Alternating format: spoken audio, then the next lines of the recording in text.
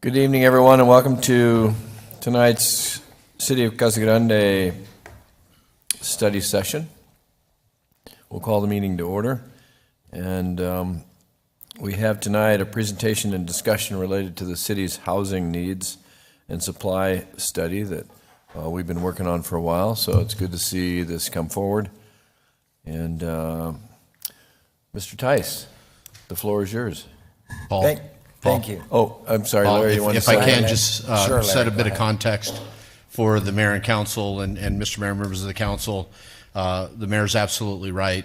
Tonight, Mr. Tice will be presenting what I consider to be a combination of information and data that the elected body and many of the residents have been asking for the last several months. One of those happens to be the data related to what I would consider to be the mix of our existing housing, what we've got in our community today.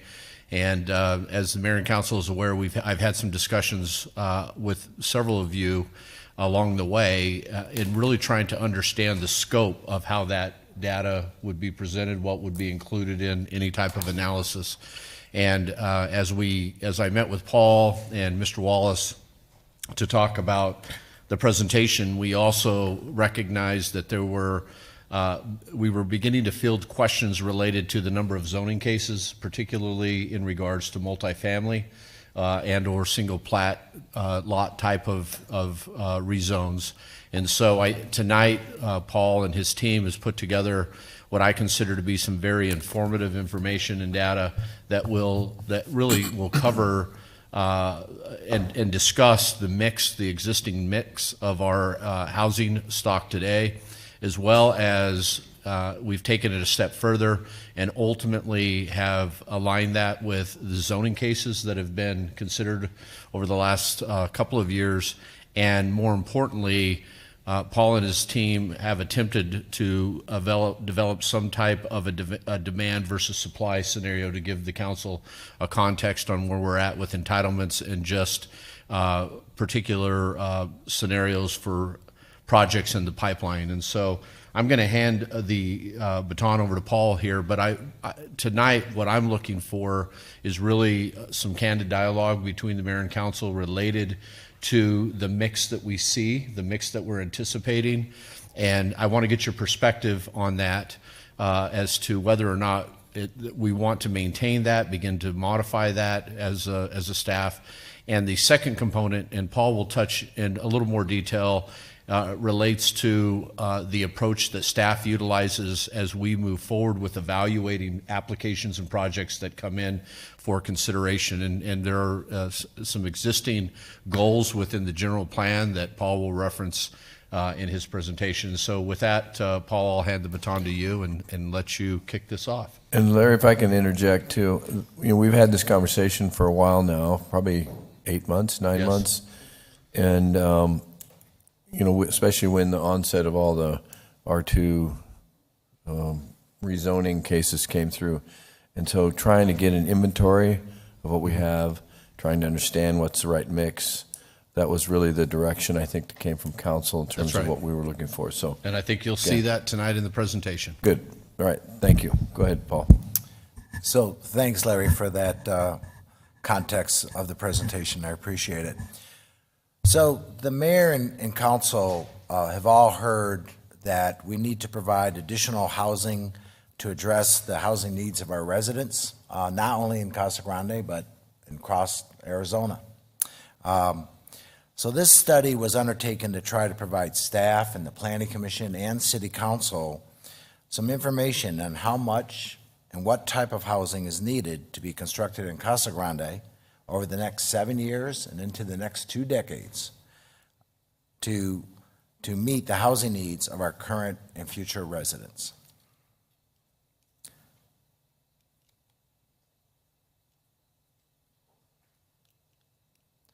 Let me see why this is not progressing here. Thanks, Stephen. Is it locked?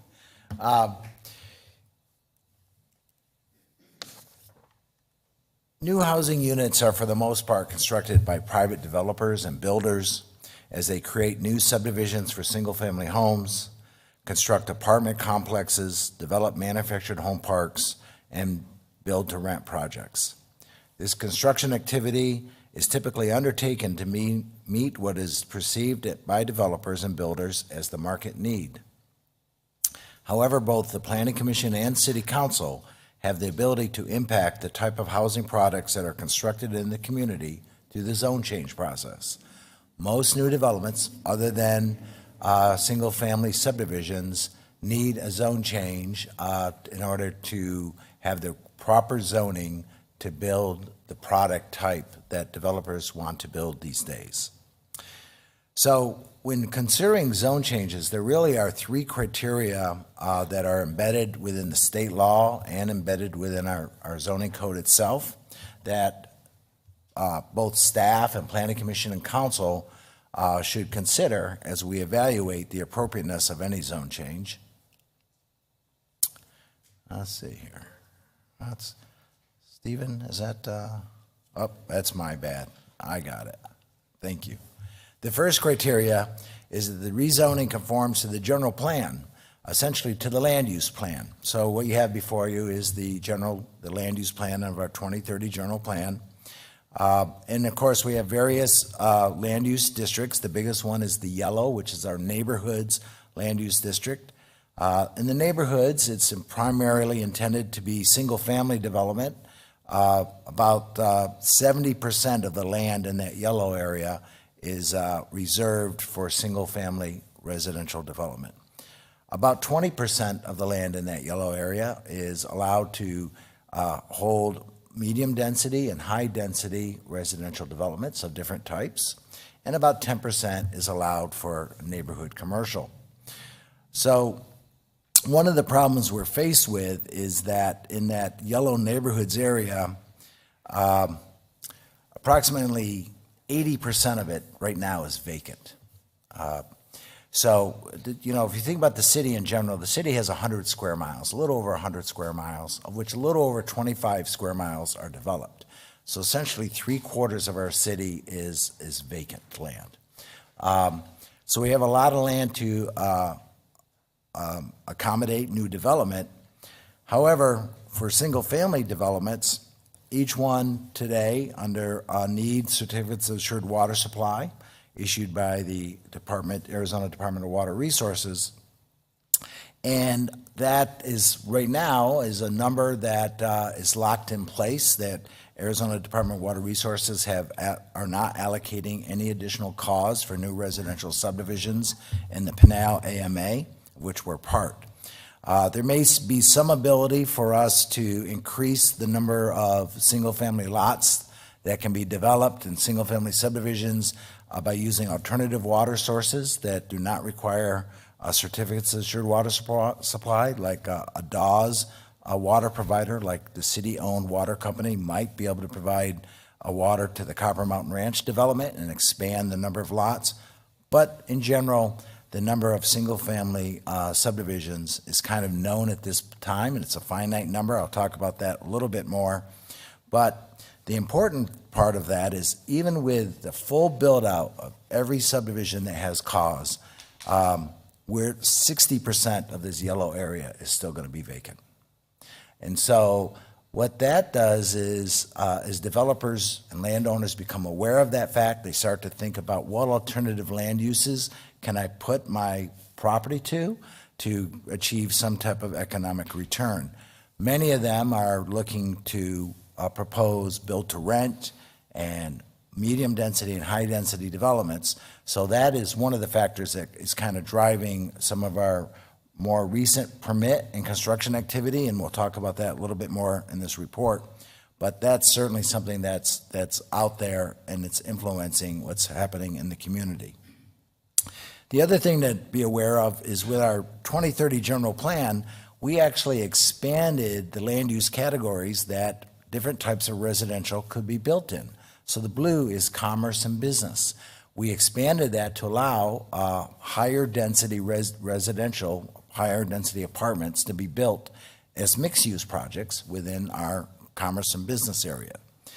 In our pink area, that's our community corridor. Again, we expanded that to be a mixed-use kind of land use category, where both medium and high-density developments could occur in the pink area. In the core, the downtown area that you see, kind of in the light purple, that's our downtown area, and we actually encourage residential development of high-density development in our downtown area. So in general, there's lots of opportunities to propose various types of residential developments in our land use categories and meet this criteria. This is not a high bar. This is a fairly easy criteria for developers to meet.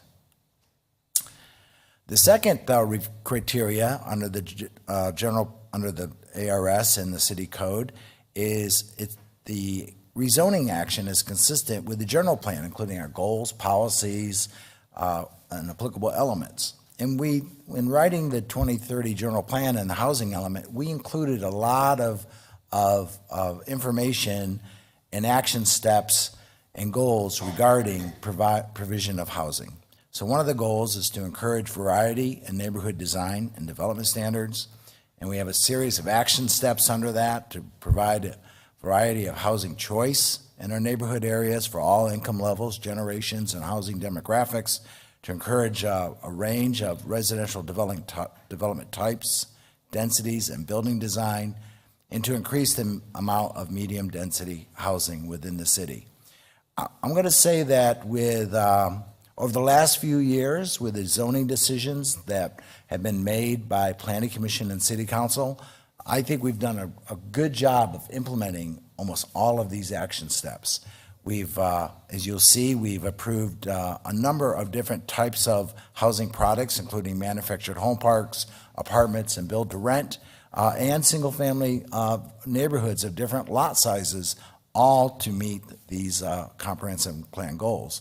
So I believe that every rezoning request that we've approved for residential developments have met both of these review criteria really well.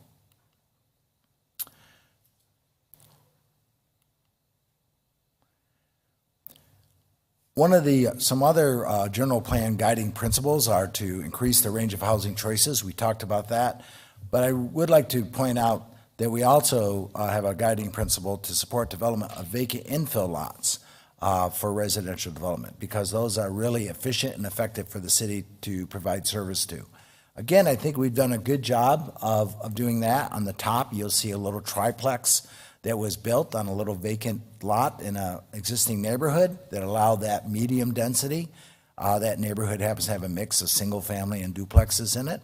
And in the bottom picture, you'll see a builder picked up a couple vacant lots and built some modest single family homes on those lots, meeting the housing needs. So every day we have people who contact us about that they've identified infill lots, and they talk to us about what they can put on that lot for a new, not just single family homes, but duplexes and triplexes and alternative housing types, including container homes as well. Another guiding principle that we have really is to encourage residential development in our downtown area as a way to really revitalize and re-energize downtown. And I think that's a solid principle, and I think that will work. You can see that we are about to start construction. The construction's about to start on the Florence and Ash subdivision. It's really fairly small lots. I believe it's zoned R2, but they're all single family, but they're fairly small lots. And there'll be modest housing, but they will be close to our downtown area. Hopefully there'll be affordable workforce type housing. And on the bottom of the screen, you can see the city-owned properties that we own, some vacant lots in our downtown area and our south side, where we're currently trying to collaborate with private developers to provide some workforce housing on those sites as well.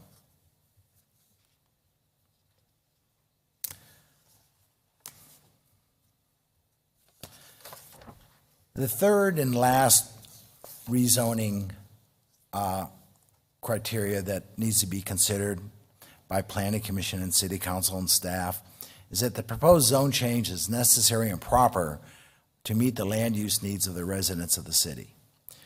So Although we are aware of this criteria at the staff level and we do address it somewhat, I can say that we don't put the same emphasis on this review criteria as we do the other two related to the general plan. And the reason we haven't is because we really haven't had good quantifiable data that allowed us to really understand what the housing needs are in our community and what our supply is out there to meet those needs. So one of the purposes of this study is to really look really deeply into that question to the degree as possible. We try to answer these two questions. How many dwelling units are needed to meet the needs of our current and future residents, and what type of housing products are needed to meet that need as well?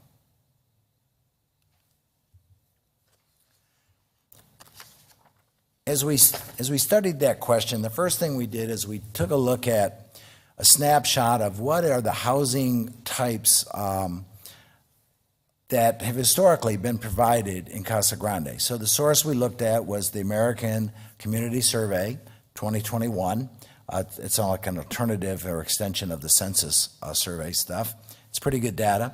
What it told us was that historically, community-wide, Casa Grande, if you looked at all our housing types or dwelling types, 68% would be single family, 16% were manufactured housing, and 16% were apartments. Now that's across the history of the city.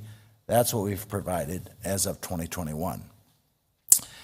So then we then looked a little bit at what we've been permitting in 2023 and what we're constructing in the community in 2023. As you can see from the pie chart on the right, it's fundamentally different from the pie chart on the left. Single-family homes only represent 31% of the building permits that we're issuing today in terms of a ratio of residential dwelling types. 37% are apartments, and 28% are the new housing dwelling type called build-to-rent.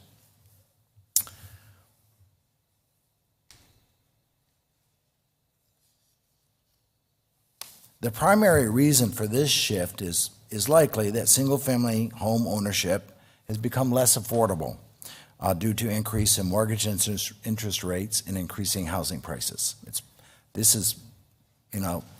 Builder and developer activity is market-driven, and so that's what's happening in the market. And so developers are anticipating that those persons who are now priced out of the single-family home market will now rent an apartment or a build-to-rent unit.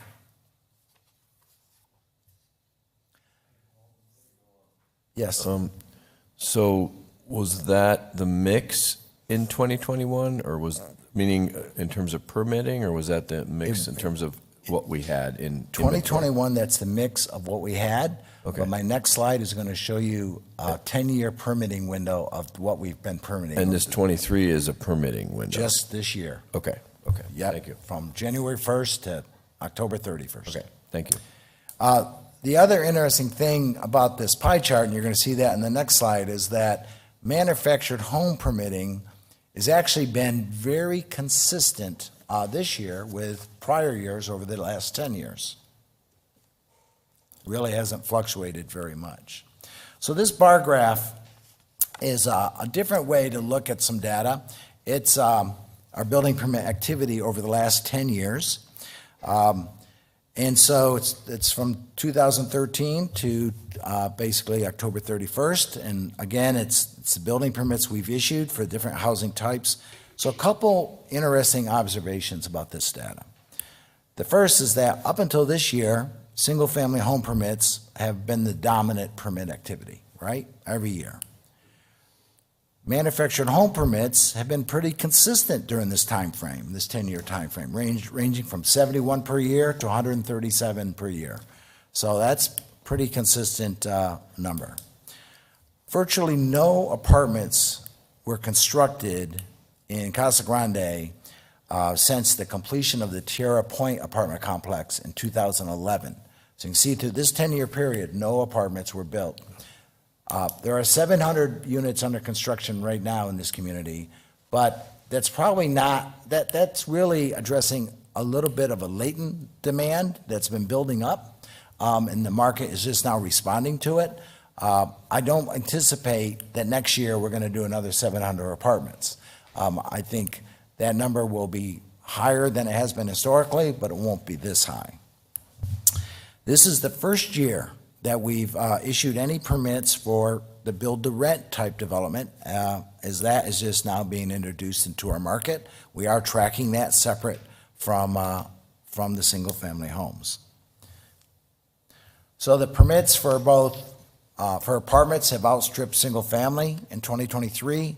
The permits for the build-to-rent have essentially equaled the single-family permits in 2023. The total number of permits issued for all residential dwelling types in 2023 will be in excess of 2,000. Still got about a month and a half to go. At the end of the year, we're going to have issued more than building permits for more than 2,000 units, which is the highest number in the past 10 years of any year, and probably the highest number in the history of the city. So we are having a lot of residential development occur in this community. Probably due to the influx of people coming into the community, due to our success with economic development and job creation, is my estimate. The other interesting observation here is that the build-to-rent and apartment dwellings that are currently under construction won't be ready for occupancy to sometime in 2024. I mean, they're getting close, but after the first of the year, we'll probably get some occupancy. The time it will take for those developments to fill all of their new developments, their new units, is unknown. I mean, how long will it take to fill all those apartments and all those build-to-rent units? Don't know. My gut tells me that in 2024, my build-to-rent numbers will be lower, my apartment numbers will be lower, as those projects take time to fill up and developers prize how well they do in the marketplace, because those are kind of unknown factors at this point. Do we get a report of how many they rent or anything like that? Just some. Like when you're saying we don't know how full they're going to be, like, do we know? We have some general information. We have rental information specific on the Agave House because that's a tax increment finance project, so we know that one. It's going to be a little bit lower than market. So will Roars, the one down on Truckle, be similar. The one on Camino Mercado, it's market. I don't know what those rents are, and I don't know exactly what the rents will be to the But do we know how many units they're renting? Like you said, you don't know how full they're going to be in how many years. Well, they haven't rented any yet. I know, I realize that, but do we get a report when they? No, quarterly we or don't. yearly? But in a few minutes, I'm going to give you a slide that tells you how many I think they're going to rent each year. Or at least over Just a a note, longer yeah. period. But no, we do not get that report. Thank you. Yes. So, we've talked about what the 10-year trend has been from 2013 to 2023. That's the pie chart on the left. Now they introduced build-to-rent, and so what it looks like, at least for now, that build-to-rent cut into the percentages for apartments and manufactured homes and kept single-family homes fairly constant. But, of course, the mortgage rates were very low during most of this 10-year period. Staff, as we look at what do we think the ratio will be, let's say for the next 7 years, between now and 2030, the pie chart on the right is our best estimate of that. We think single-family will continue to lead the way with about 60% of our permits, with apartments being about 15%, manufactured home 15%, and build-to-rent about 10%. We think as we look at all the units that are occupied over the next 7 years, if we just took a 7-year snapshot, we think that's the market for the next 7 years. Now, lots of things can happen in the market. Interest rates can go up, and if it does that, single-family percentages will go down. Interest rates go down, the single-family percentage is going to go up, right? So it's market-driven, but assuming no big changes in the housing cost and interest rates, the pie chart on the right is the mix we think we're going to be getting through the building permit process.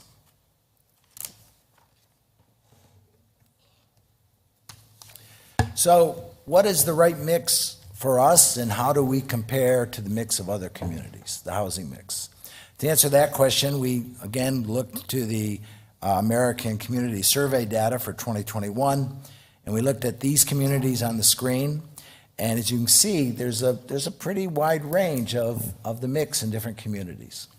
I'll use City of Maricopa, for example. You can see it was almost exclusively single-family home, but if you've driven through Maricopa lately, you'll see that they have probably the same number of apartment developments and units under construction as we do right now.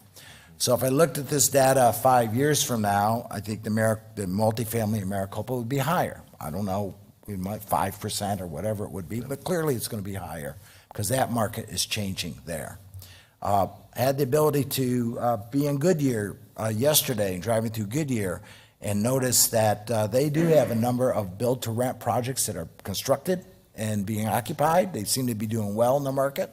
There's some of the same developers that are building build-to-rent in our market, and they have multifamily under construction. So I assume that if I looked at this number today for Goodyear, the percentage for single-family would be down, multifamily probably would be up, build-to-rent would be up. We look at Chandler. Obviously, Chandler is heavy on the multifamily. There's reasons for the demographics for that to occur. We've talked about Casa Grande. If we go over to Mesa, we're kind of looking a little bit closer to what Mesa looks like, I would say. And then you see Apache Junction, and we're still quite a ways away from the mix that Apache Junction has as of this date.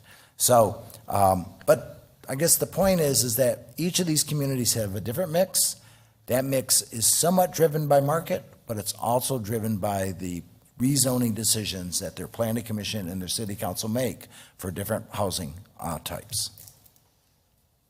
The availability of land. So we wanted to take a look at what is the existing supply in Casa Grande as of today to meet new development needs for various housing types. So we looked at the single family. So single family homes is actually, like I mentioned, it's kind of a finite number because you have to have cause to build a new single family subdivision. We know that we currently now have about 19,000 vacant lots with cause. I just worked the numbers today to figure out how many I have to take out of the inventory because they've been built. About 2,900, almost 3,000 of those are lots that already have final plats, which means they're in the building permit process every day. So 30,000 of them are already final platted and they can be having active building activity today. About 13,000 of them only have approved preliminary plats, not final plats. So they need to go to the final plat stage, get a final plat approved by city council before they can start pulling building permits.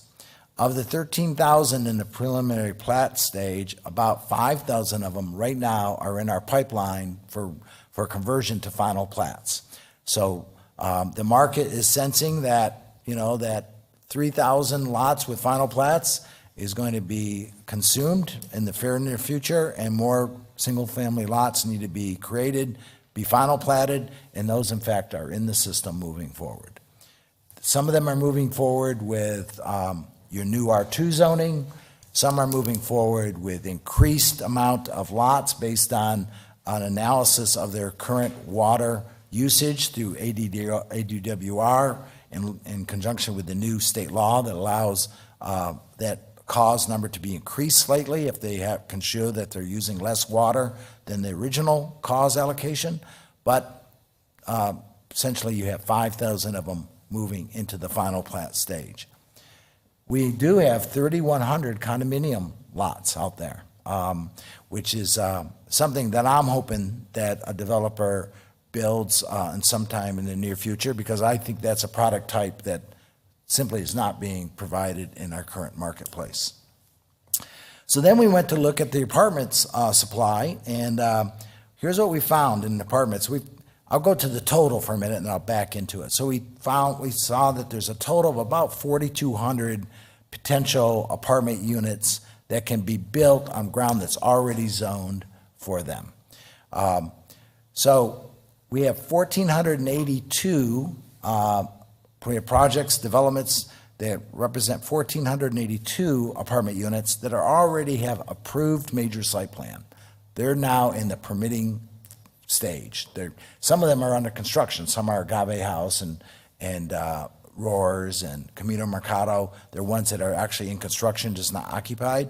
But that 1482, they're in administrative review for building permits and for site plan, site developments and public improvements, but they just need administrative permit approval to go to construction. You have 2,753, you have sites that can potentially produce 2,753 new apartments that are already been zoned. They've been zoned by council. They're in place. They have not yet achieved the major site plan approval. They can do that with planning commission approval as long as they meet all of the city code requirements for a major site plan. But they can move from the zoned condition to major site plan and then to building. What the ones that are zoned, the data here does not reflect anything that's in the pipeline that's under review right now that has not been at a hearing by planning commission or not approved by council. So for example, tonight at your council meeting, you are going to hear both a multifamily rezoning and a build-to-rent rezoning. Neither of those are reflected in this data. I can also tell you that when we looked at the multifamily zonings and tried to identify those sites, we looked at the sites that we knew were readily available. They were properly zoned, and they had pretty much all the infrastructure needed to move forward. They had streets, they had water, they had sewer. They were pretty much what we'll call shovel-ready, ready to move to the major site plan and permitting stage. There are other sites that have been zoned historically that we are not in this data set. So the actual numbers is higher than this. But this is conservative. You have definitely enough projects, you have project zone that can accommodate essentially 4,235 new apartment complexes. When they go to manufactured home parks, their numbers are more solid in terms of, I know this is like the total data set. And so we have 944 units that have approved major site plan that are in the permitting process today, and we have another 1,521 that already been zoned that can have major site plan approval and move to permitting as well. Under build to rent, you can see those numbers. We have 1,560 that are a major site plan approved, and some of those are under construction. Some of those are the Hancock development and the bungalows at Cottonwood and the bungalows by the Walmart building, by the Walmart development. So it's those plus a few others that are still just raw dirt, but all of those are ability to move to permitting and to meet the product need for whatever the need is for that product type. And there's about 3,200 units in that category.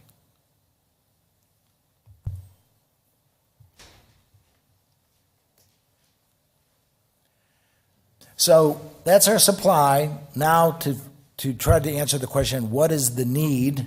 And the need is, of course, driven by population growth. So the first thing we did is we tried to figure out what our current population is. And these numbers, I keep a running tally each year based on building permits issued by the various product types you see on the right: single family, multifamily, manufactured home, build to rent. And so I know how many of those building permits we've issued. We know the average persons per household. It's pretty easy math to figure out what the population increase in any given year. This data tells us that currently we have approximately 72,000 residents in our community. Now, if you look at the census data, you can see the census data is lower than that. And the reason why the census data is lower than my population estimates is because the census data is of permanent residents. My data is a permanent and seasonal residents because every seasonal resident needs a place to live. So we have total building permits for both whoever's going to occupy them, whether it's a permanent resident, a seasonal resident, but approximately we have 72,000 residents in our community today that we need to meet the housing needs for. You see these growth rates on the right column. Those are very, very high growth rates. Those are unsustainable for the future, but they are what we've experienced in those years based on building permits. But of course, some of the things that are issuing building permits for are for multiple year of growth for resident growth. So to project how many houses, what our housing need is the next 7 years for 2030, we took the population increase and multiplied it by the percentage of the type of units that we think that each of those residents will want to live in, the 60%, 15, 15, 10, that was in that pie chart. And we see there on the right, that's how many units we need in each of these categories to meet that population increase. Now, those numbers are accurate if the housing mix assumptions stay accurate. If those change, then the numbers just change across the board. Population doesn't change, it's just the unit types change. But you can see that's our projection of how many units we need to meet that need for the next 7 years.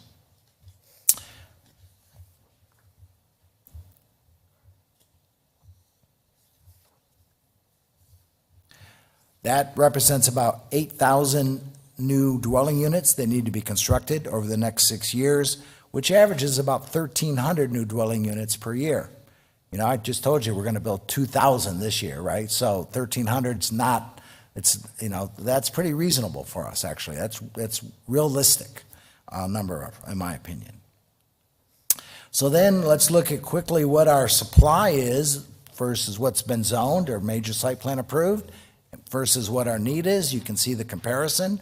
We have 19,000 single-family lots that can meet our need. We only have a need for 4,000. We're in good shape there. We have about 4,200 multifamily sites already zoned or major site plan approved. We think we need about 1,400 for the next 7 years. Now, I would never tell you that your supply and your need columns should be equal.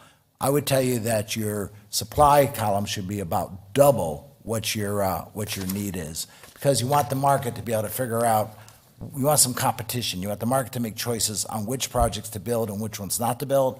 Obviously, they don't all get built for other reasons, like financial reasons from a developer standpoint.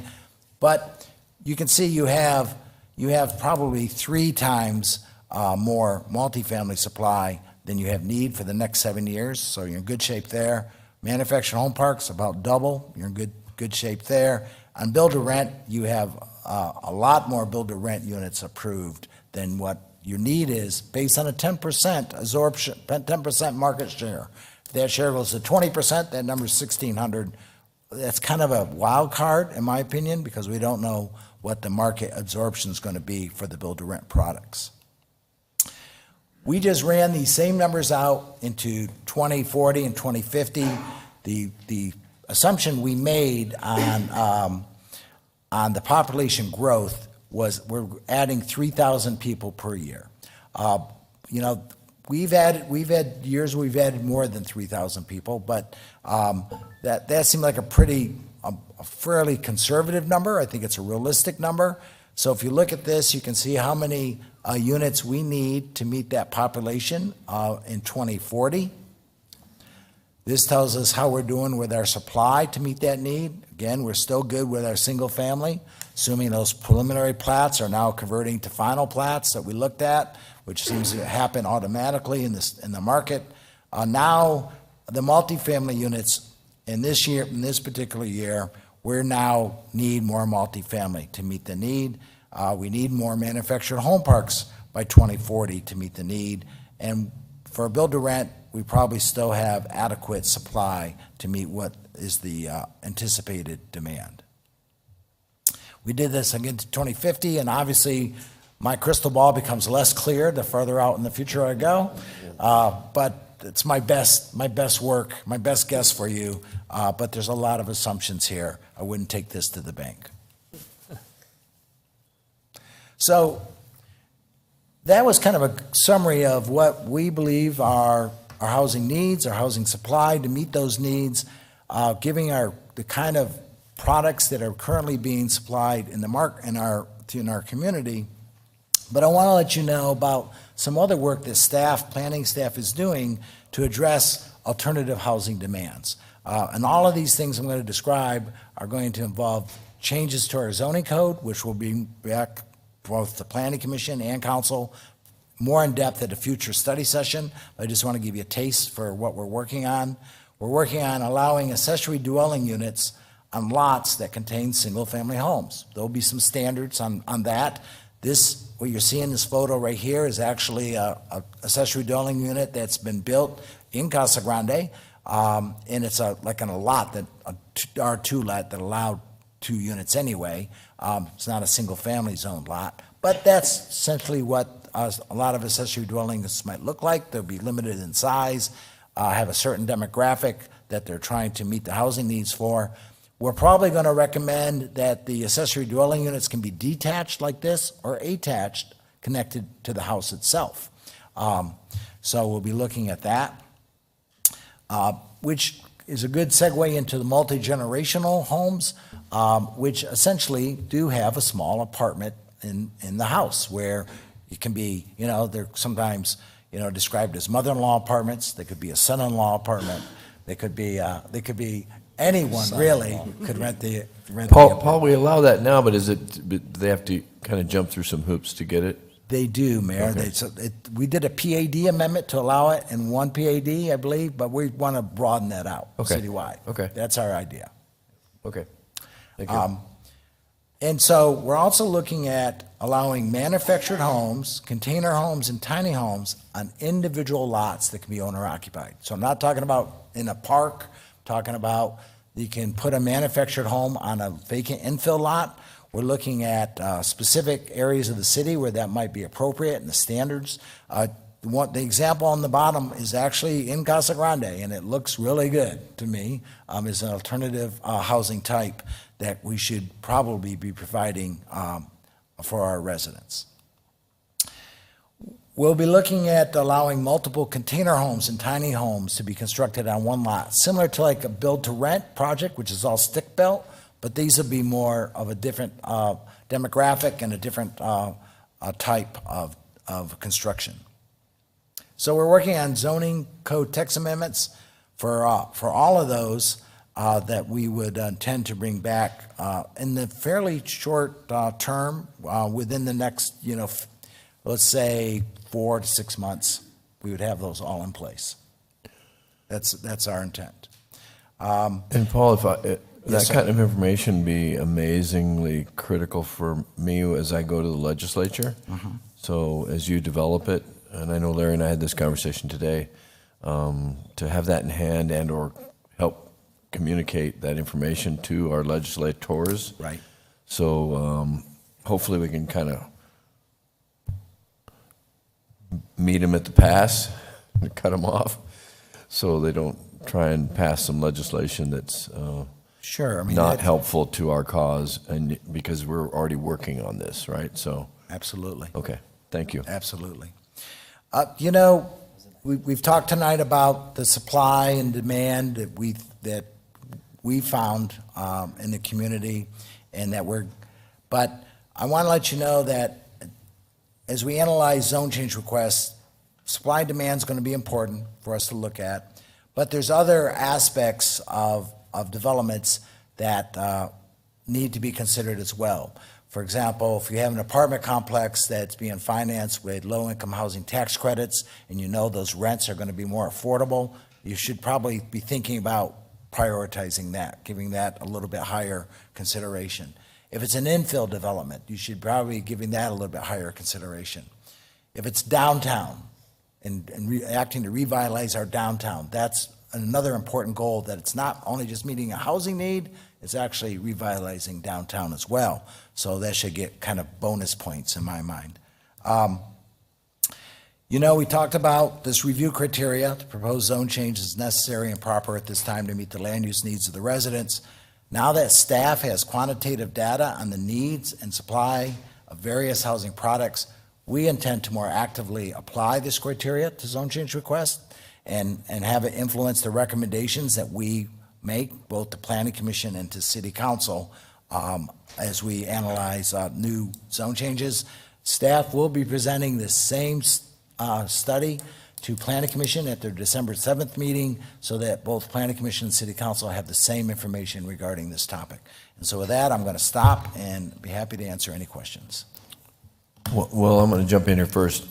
Paul, great work. This is exactly really what we were looking for, or at least I was looking for. I'm assuming my fellow council members would agree. Excellent work, excellent.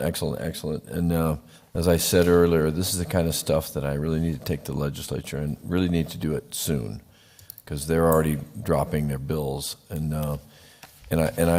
It also will help our city, obviously, and that's the main reason that we're doing it.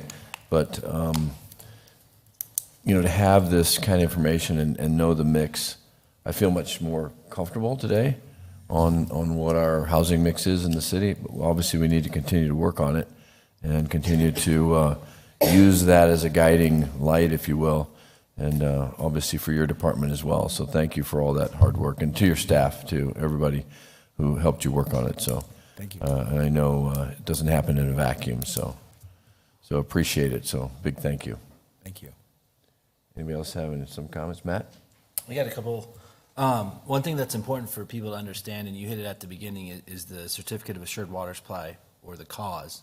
And we get a lot of questions about that, about these build-to-rents and the multifamilies. And the short answer is, we as a city don't have control over the Certificates of Assured Water. That's a state law that we are trying to affect, but is very difficult to do. So at this time, that's why we go through a lot of these things, because we have no control over the 5 subdivisions of a lot law.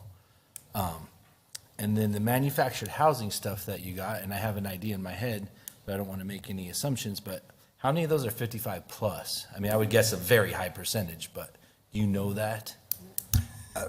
Not off the top of my head, but I would say it's probably 90%. I mean, that's about what I was figuring. Yeah. But maybe we could get that information just to help us, because the stuff that you got here, that you gave us, was great. Yeah.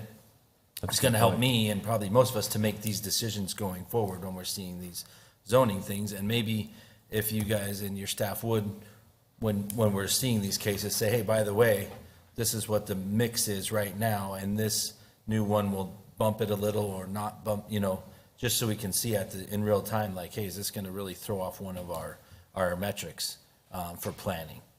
And then when you're looking at these other cities, I think you said Goodyear, so which is a little more established with multifamily and build to rent. Have you heard in your industry, does the build to rent, because it's such a new product, does it not detract, but take away occupancy from multifamily? That's a great question. Is it the people who want to rent, build to rent, are those simply the people who can't afford a single-family home and want to continue living in a rental home, or are they people who are in a rental market and just don't want to live in an apartment, right? Yeah.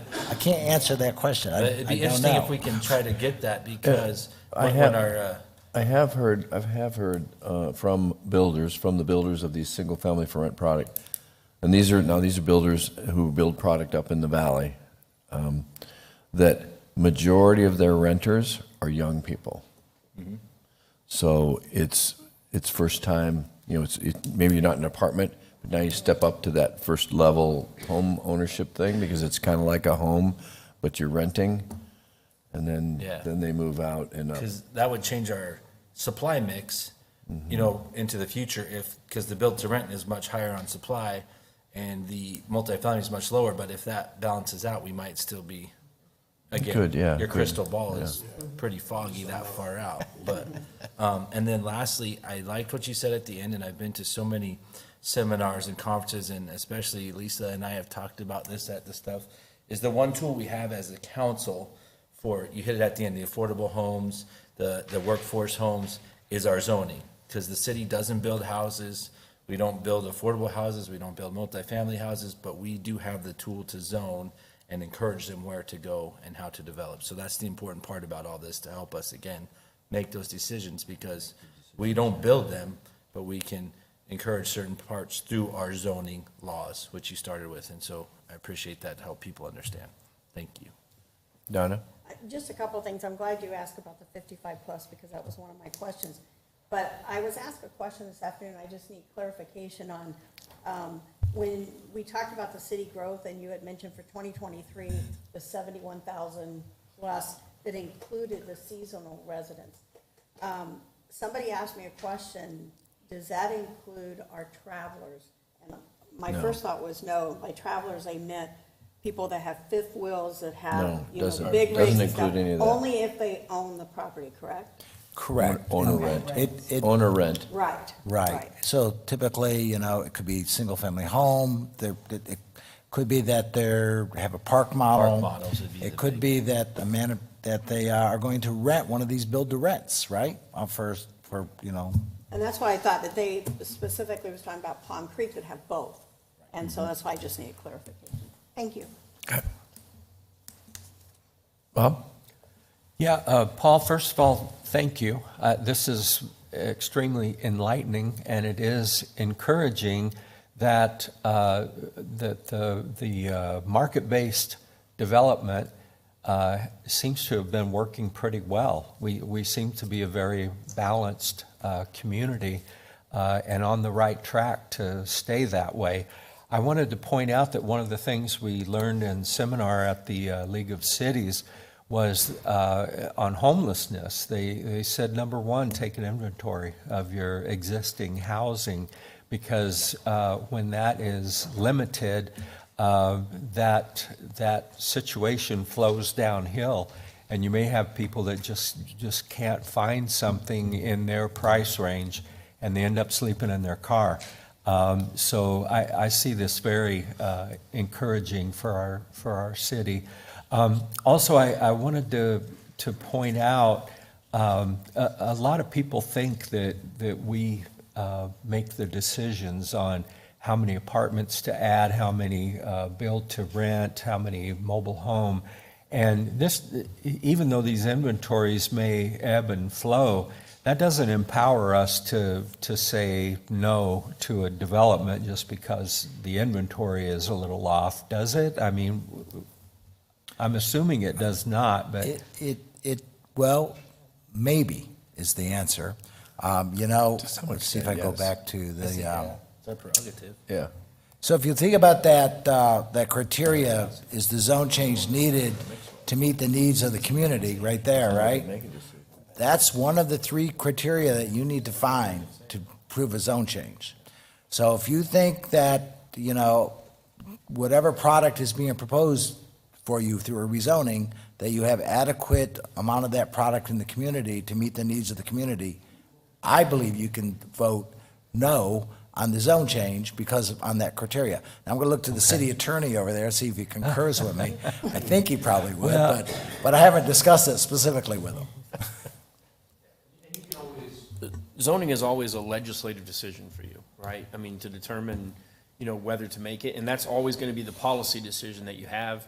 I think the presentation tonight was designed to give you some of that information so you can make those policy decisions. exactly. Because Okay. you're going to always have developers who, especially without cause, coming in and saying, I'd like you to do this build to rent. But if you think your community already has enough and you think this area is better served as single family, whether it's today or 20 years from now, you always have the ability to say, we're not ready to do that. So Okay. you're going to have to balance those in terms of, what development you have, especially if you get towards the end of those 19,000, lots, right? Where it'll be, you no longer have that single family mix, and you'll have to decide whether your community is full or whether you want to continue to develop through alternative housing. Okay, I appreciate that, thank you. Yeah, I think the scary part is that we'll still have 60% of the single-family for rent land still available when we kind of run out of cause. So, Lisa?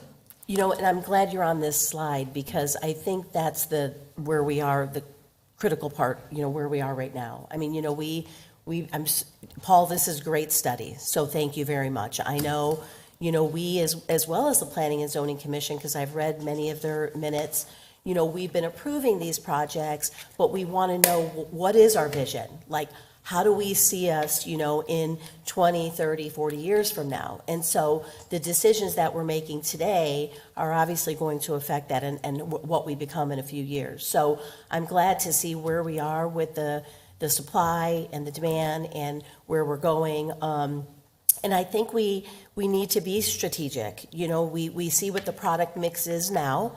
So I think this is really helpful to see, okay, are we comfortable with this? Or do we think we need to lighten a little bit on certain areas? The build to rents, I think with this study, are showing to me that maybe we're where we need to be at this point. Maybe 10, 20 years from now, we increase that. But at this point, maybe, this is a good number. So I think visiting that product mix and the percentage and make sure that's what we want to do. But I think it's okay to say no. I mean, because of this right here. If we feel that there's just too much of a certain, product, I think it's okay for us to say, you know what, hold on, let's just try to, build and develop these existing, projects and then see where we are. So I was just really happy with this. I'm really happy to see some of the alternative housing things that you're bringing forward, the infill. We've talked about infill for a couple of years now. So I think those projects, and again, we might feel that, right now we might not want to move on a manufactured home project, but if it's the right place, then maybe we do. Again, be strategic and see, where the right place is for the right development. So, and where we are, with multi-generational, people are moving home with their families. So I love the detached homes and the tiny homes. So thank you so much for just, I know these are the trends going on all over the country, but thank you for addressing it, knowing where we are, things that we've done great, and things that we need to do moving forward. So I'm really happy with this, and I think, again, I think we do need to talk a little bit about that product mix and where we want to go moving forward. So, but again, great study, and I really, really appreciate it. Anyone else? Just real quick to what Lisa said, thank you for putting Apache Junction on there, because everyone talks about that, and we're pretty far off percentage-wise from their manufacturer. Way off. But, it's good we didn't really know, right? I figured they had more than we did, but, So don't call us Apache Junction anymore. Yeah. Lavender, anything? Okay. All right, thank you again to you, Paul, and staff for great work. So thank you. All right, we're going to stand adjourned for not very long, about 3 minutes, and we'll start again. Thank you. I was so pleasantly surprised with this too when I was reading it. I know. It's probably been a year. I was Yeah. generous.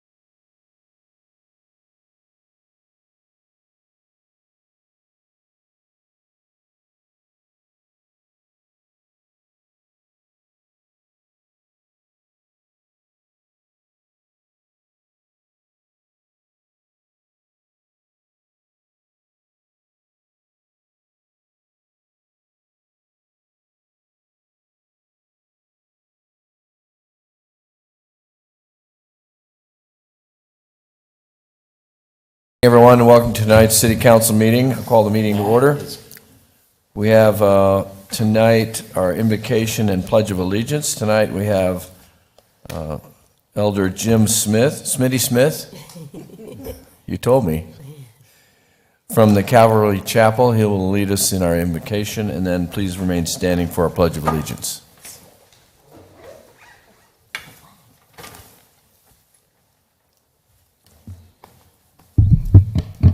Dear God, our Heavenly Father, before this meeting begins, we want to bow our hearts before you and humbly acknowledge that you are all-knowing, all-wise, and the only true God.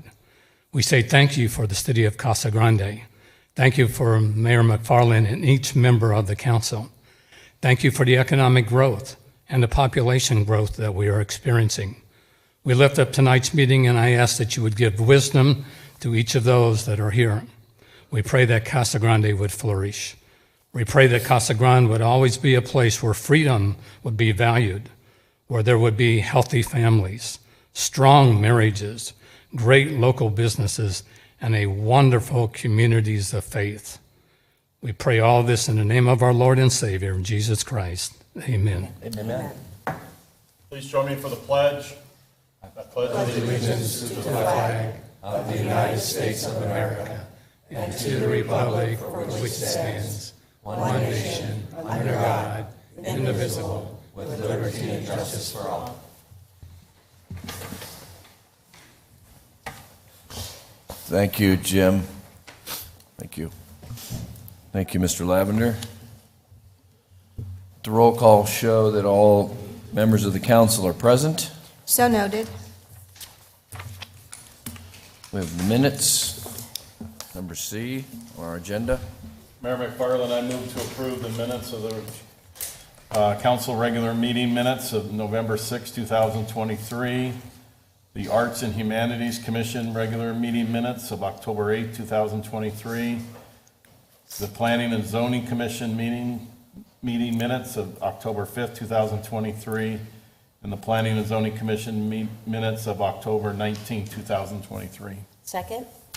All right, a motion and a second. All those in favor signify by saying aye. Aye. Any opposed? All right, the minutes are approved as presented. Next is our claims against the city. Mayor McFarland, I move to accept and pay the claims dated November 1st through 14th, 2023 as presented. Second? All right, a motion and a second. All those in favor signify by saying aye. Aye.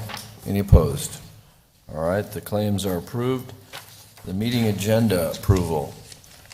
I do have a couple of changes that I want to put up. Does anybody else have any changes before I throw my 2 cents in? I want to move item G11 off of the consent agenda. Is that done now, or do we do it? Yeah, we can do it. Normally during consent, but you can do it now as well. Okay, well, because I'm changing it, so let's move item G11 and G16 to be presented in its normal sequence of the agenda. And then also, I want to move the minutes, item N, to come before item M, as in Mary. Reports. Reports moved before the executive session. Does anyone else have any other changes? Larry, anything? We have no additional changes, Mr. Mayor. Okay. Mayor McFarland, I move to approve the meeting agenda as amended. Second. All right, a motion and a second. All those in favor signify by saying aye. Aye. Any opposed? Okay, the meeting agenda is presented as amended. There are no special presentations tonight, so the consent agenda are all items listed with an asterisk are considered routine matters and will be enacted. One motion, one roll call vote of the council. There'll be no separate discussion of these items unless a council member or member of the public so requests, in which event the item will be removed from the consent agenda and considered in its normal sequence of the agenda. And I did move a couple items, primarily because I want them to be announced. They are events, and I wanted to announce them. There's no particular thing, something bad with them. So, Larry, go ahead. And Mr. Mayor, we do have an amendment that we want to discuss on item G11. Mr. Gallegos will be prepared to speak. So there you go. We put it Perfect. on the regular agenda. Exactly. All right. Good planning. All right, anybody else have anything you want to pull off the agenda from the public or council? Mayor McFarland, I would move for approval of the consent agenda with the exception of G11 and G16. Second? All right, a motion and a second. Gloria, can I please get a roll call vote? Councilmember Edwards. Yes. Councilmember Huddleston. Yes. Councilmember McBride. Yes. Councilmember Fitzgibbons. Yes. Councilmember Herman. Yes. Mayor Pro Tem Lavender. Yes. Mayor McFarland. Yes. All right, then the next two items on the agenda are going to be G11. We'll take that one first. This is considering street closures for the annual electric light parade on Saturday, December the 2nd, and I expect to see everybody there. Yeah. And you have something you need to Yes, Mayor correct. McFarland, Mayor Pro Tem Lavender, members of the council. Unfortunately, in this RCA, there was some omissions of some street closures I'd like to go over with you for approval. The first one is part of the Second Street. We can see we updated it from here. We're actually going to be posting that online as well, and updating on our different pages. This is not changed from years past, just to let you know. It was just some omissions that happened, so we're not changing anything in case people are curious. But Sacaton to Florence Street, that is for through traffic only, and that will start at 4 o'clock. We'll close off Sacaton so we can divert traffic south so they can avoid the traffic and the parade route. And then from Florence Street to Dry Lake, we actually had requested that, but we actually go all the way to Hermosillo, closure as well, and that happens at 4 p.m. as well. And then northbound from the roundabout, Casa Grande Avenue, all the way to Hermosillo as well, so we can divert traffic to stay on Main Street so they can go around it. So unfortunately, these were omitted, but it has not changed anything. So And you're going to post these on our website. we are posting them on the website, so we'll go these out. We're actually going to get it to the dispatch We as can well to make sure maybe even that send it out before the event on our CG alerts. we'll do that. Text CG traffic. CG alerts. Is that a thumbs up? Okay, good, thank you. Okay. Any other questions? Anybody have any questions? Only thing I'd like to add, just because I have the floor, rain or shine, we will do the parade, so there's no confusion and me getting called, 20 times by different Let's hope it people doesn't that- rain. And to hope it doesn't rain, so. Not again. First year was a challenge. Not 2 years in a row. Okay, Thank you for your seeing time. no other comments, then I'll entertain a motion to approve. So moved. Second. I have a motion and a second. Do I need a roll call vote on this? All those in favor signify by saying aye. Aye. Any opposed? All right, G11 is approved. Thank you, Danny. Next is G16. This is considering, again, closures for the 19th Annual Unity March on Thursday, January 11th. I just wanted to announce it, make sure you all have this on your calendar. There's nothing we need to do on this one. This has all been all good, okay. Other than, again, it's a great event. We have we have middle schoolers, some elementary schoolers there. It's a great event. It starts at Lincola, and then it comes down the back streets, and then comes up to City Hall, and ends up here, and then there are some speeches and some rallies and stuff. So it's a really good event with a lot of young people there. So if you can attend, please do so. It's on January 11th. Usually starts around noon, doesn't it? The rally will be at 1 o'clock at City Hall. The students start marching at 12:30. Okay, so there you go, 12:30 to 1. All right, I'll entertain a motion to approve. So moved. Second? A motion and a second. All those in favor signify by saying aye. Aye. Any opposed? All right, great. Thank you, everybody. Thanks for indulging me. Next is item H, which is our public comments. This is an opportunity for public to make a comment. I would remind you to, number one, give us your name and your address, and please keep your comments to 3 minutes, not 3.5. Jean? So time yourself. It's 3 minutes, please. But I have a lot of different things I'm trying to get all of. Oh, boy. Okay. Good evening. I'm Jean Henderson, currently residing on the back of Tom Dower's property at 204 West 9th Street, Casa Grande, Arizona, 85122. Mr. Dower is a Marine veteran of Vietnam, well-known and respected in town. I am leaving a packet of information for you to look through. I was going to have a meeting with Councilwoman Fitzgibbons, but it didn't work out. I don't know what happened. I have a copy of the witness statement from the Flagstaff Police Department.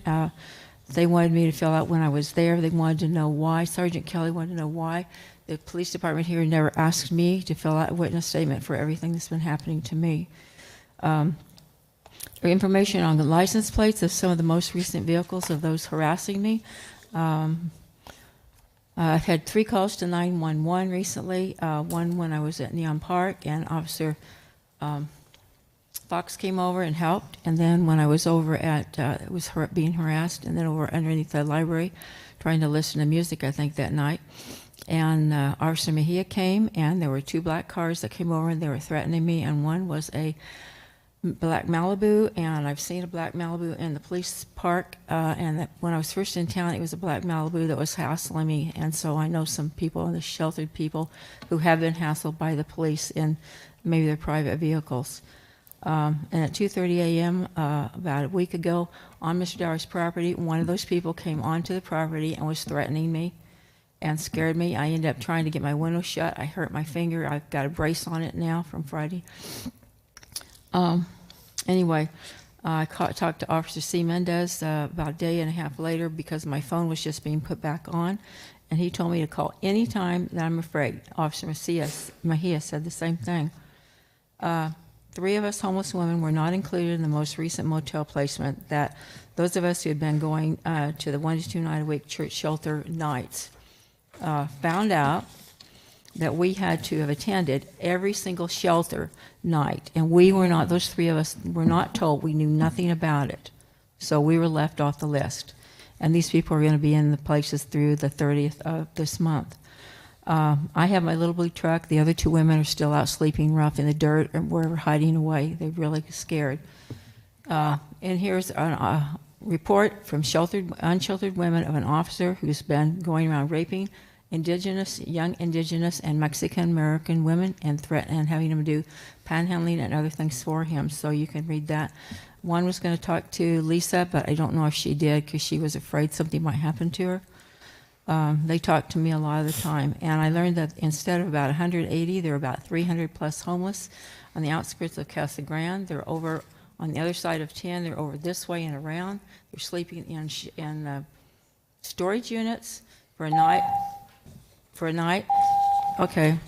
I'm going to give you a copy of this anyway. The Halloween festival could have been better if it had been at night. It was really not so great this year. It was just people selling their products and giving out candy. I did meet Officer Egan, and I talked to him there, and I talked to Wendy Lloyd. He said he was going to contact Wendy Lloyd to help me get a place, but that didn't happen yet. Donovan Kramer told me recently he has no idea how to help me with the supposed Arizona Outlaws Car Club. I've given him copies of much, and he has everything. Okay, I went to the senior center when this first happened to me with this cyber stuff. And she called the city attorney, and she said I had to have license numbers or names. So I went over there, and then she said, no, we can't help you. So then I got a lot of licenses, which I put on here, and then I called recently, and she said, we can't help you, call the police. I said, I called the police, and supposedly, I don't know, because I've had imposters calling, Chief McCrory said, Gene, what do you want? And I said, protect and serve. He said, we can't do that. Don't call my officers. Okay, so I didn't know what to do. When I came back from Flagstaff and getting out, I had to get to the cool for a while. I started calling the officers, and they started being very helpful, helping me. Also, Officer McCloskey told me there was an amplifier and tracker inside my truck and told me to leave town. Jen, you're going to need to wrap it up. Okay. Well, he needs to be talked to because he's the only one, Officer Green said he can get that amplifier and tracker out of my You gave this truck. information to Mr. Raines, did you not? I think so. Okay. Okay. I'm going to be leaving from my home in San Diego, or my friends in San Diego for a while. I think I'll come back. If you can help me get this rectified with this group in town that are also harassing some other unsheltered women. I just talked to another young woman tonight. And I just want to say that I was told that it sounds like they are the mean-spirited Casa Grande Club called Arizona Outlaws. I call them oath keepers, white nationalists, and dangerous, since they are all over Arizona, because of every place I've gone, they're there. I'm not afraid of them because they're bullies and cowards, and they are, as far as the diagnostic manual, they are mass cyber sadistic sexual syndrome. That's what they have. I don't know what their problem is. I'm not afraid of them, and I'm going to keep keeping information, okay? Okay, So I want you to know all of this. I hope you will read all of this. okay. Thank you. Thank you. All right, is there anyone else that would like to address the council? Okay, then I'm going to close the public comment section, and we'll move on to item I, which is award of contracts. This is to consider resolution number 5603. Chief? Yes, sir. Good evening, Mr. Mayor, Council. I came to talk to you tonight about Resolution 5603.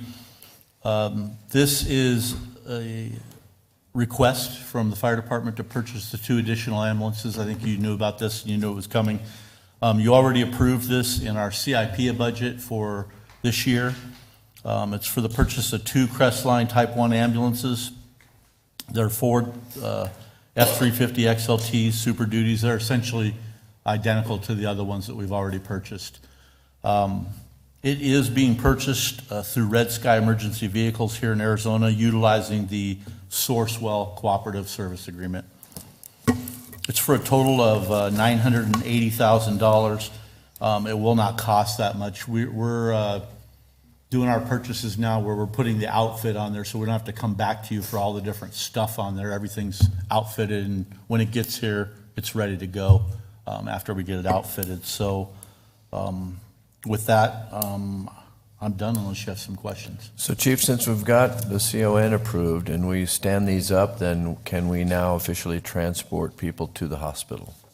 Mr. Mayor, just to be clear, we've always been able to transport people to the hospital. The issue was we weren't able to bill for the transport. So in other words, we were providing the service for free.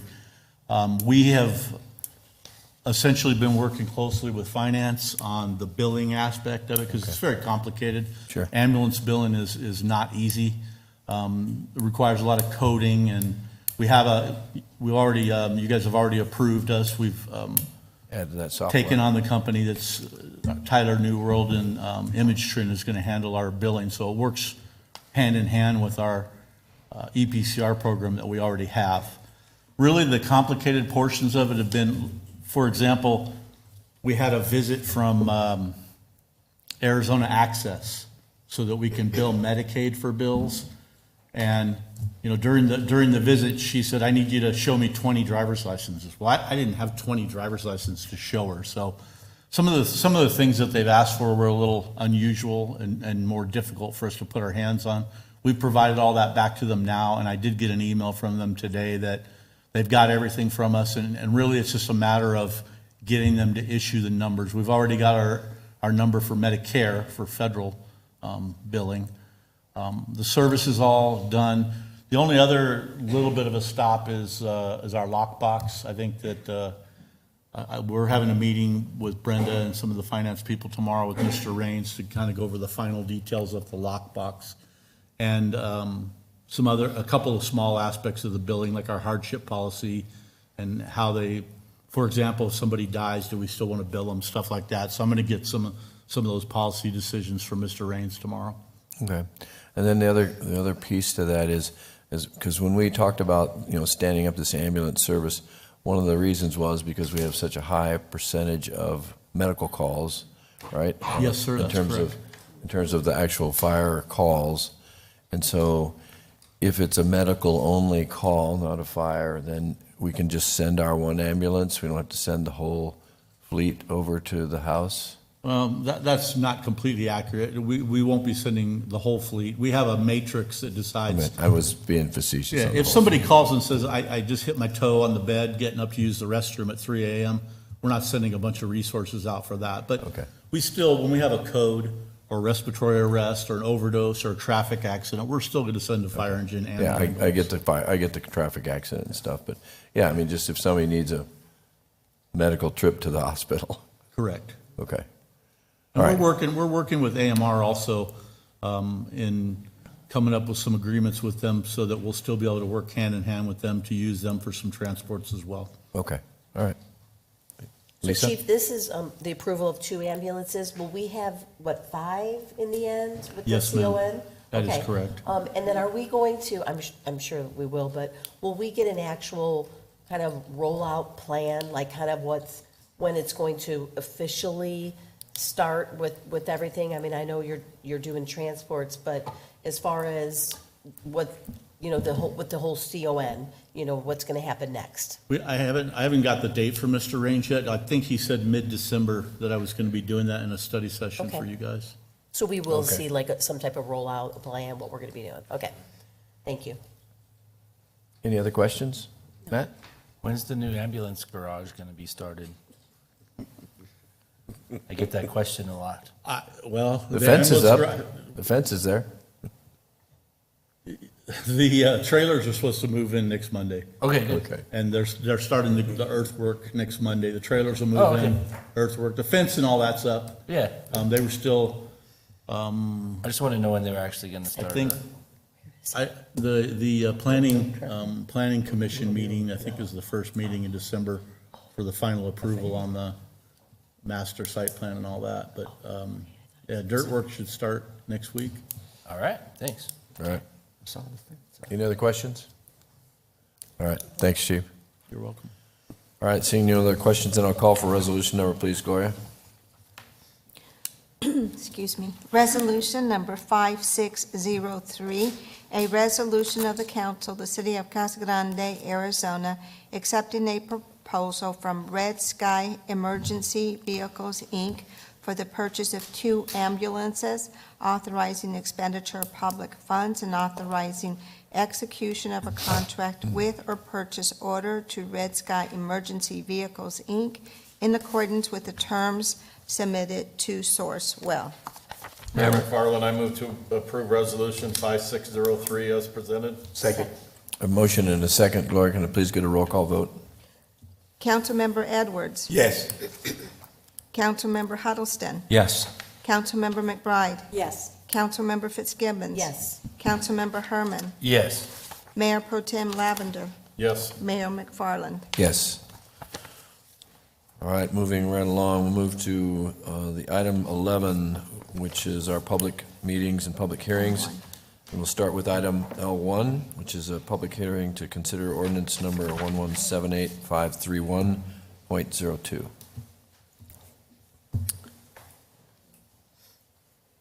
Jacqueline, are you doing this one? Oh, sorry, Jim. I didn't see Jim there.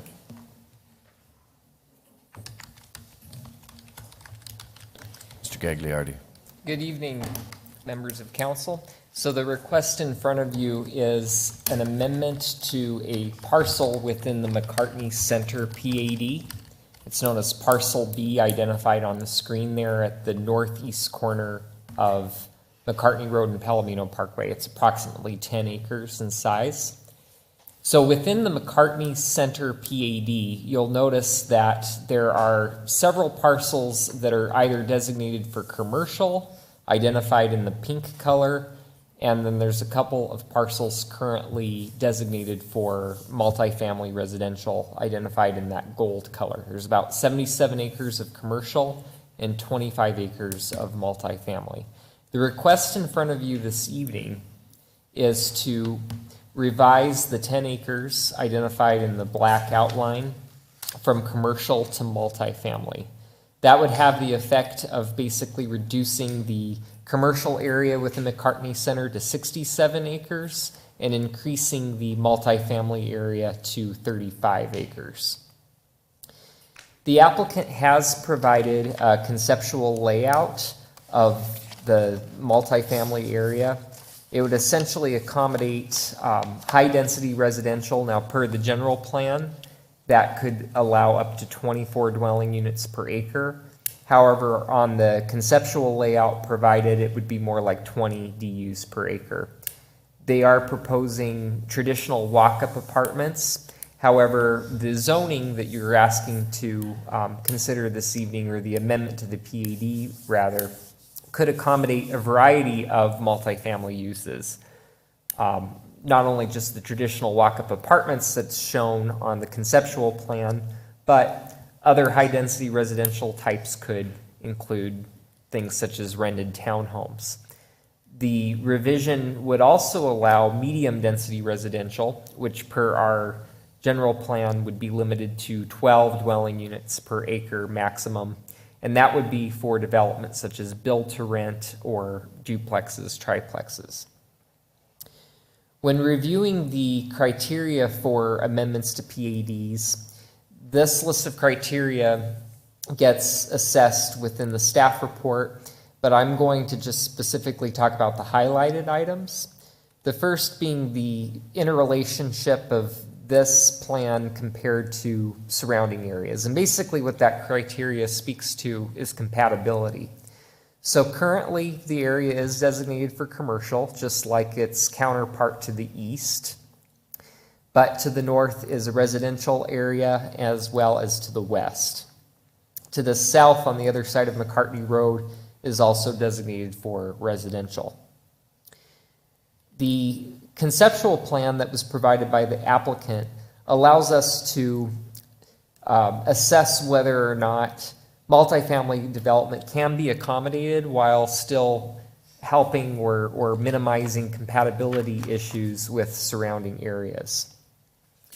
Now, along the north property line, about 650 feet of such is adjacent to a retention basin, part of an open space tract. So there's a lot of compatibility there because there are no residents directly to the north in that area. Probably the most sensitive area is the 250 feet in the northeast area because there are about 6 single-family homes that back up to that site. So there was some concern about the potential layout. However, what this conceptual plan shows and what's been programmed as far as development standards as it would apply to multifamily on this parcel is a 50-foot minimum setback from the residential area, within which a 15-foot perimeter landscape buffer would need to be provided. However, when you look at this conceptual layout, they're actually exceeding that by providing a 100-foot setback and a 25-foot landscape buffer. So should they go forward with this plan, it'll more than meet what they're proposing as far as the development standards. I should also point out that as currently approved for commercial, there's a variety of uses that could be constructed with the approval of a major site plan, from restaurants to offices and so forth. So staff does see that the revision from commercial to residential is probably a more palatable use, considering there is residential directly to the north. The other criteria that I want to talk about is traffic, and specifically roadway and whatnot. So this site sits approximately 3/4 of a mile from the I-10 interchange with McCartney.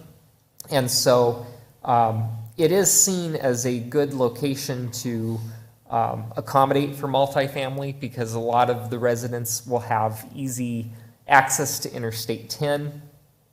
The conceptual site plan and with review of our access management standards, we were not promoting an access directly onto McCartney Road. And so they are planning their access from Palomino. So that will help with regard to traffic because there won't be any additional slowing for cars turning onto the site directly. They would have to turn onto Palomino. Now this would get looked at more with the major site plan. We would look at a traffic impact analysis and so forth. but there would be a right turn lane constructed to access Palomino. And there would probably be an emergency access onto McCartney, but that would just be limited to the rare occasion that that would be needed. Also, in conjunction with the development, we would require a 70-foot right-of-way dedication of property for McCartney Center right-of-way from the center line. That is one of the recommended conditions of record, however, that should the city need that dedication prior to when would be typical, and the typical time would be at the time of development.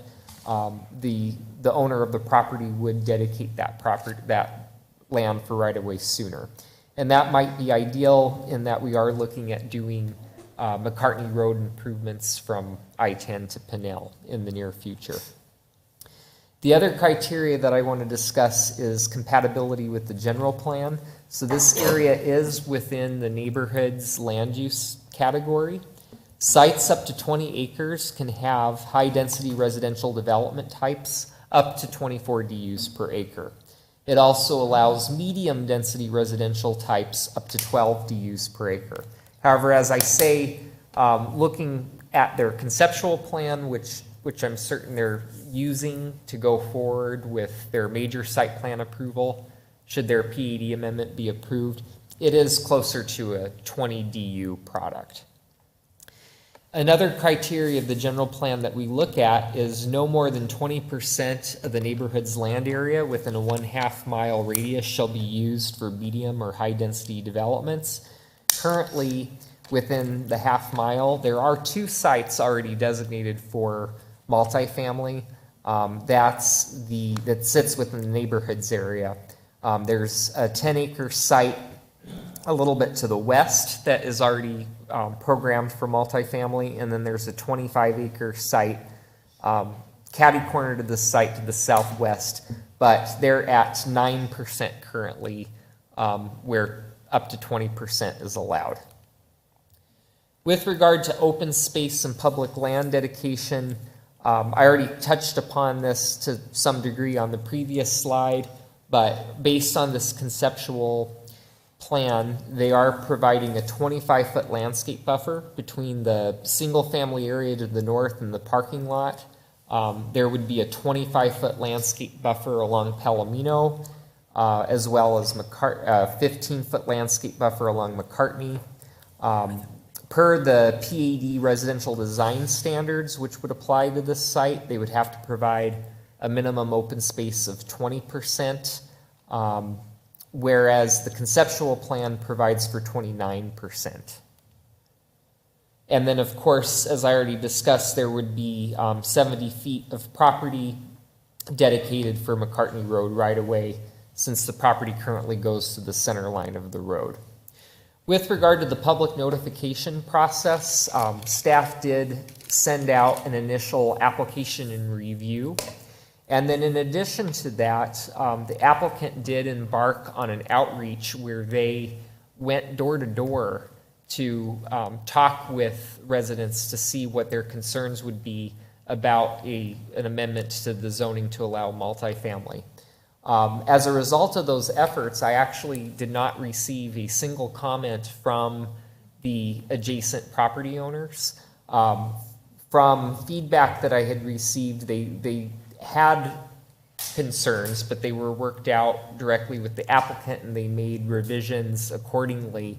And that is what ultimately is going to be reflected on the major site plan that would go in front of Planning Commission should this zoning be approved.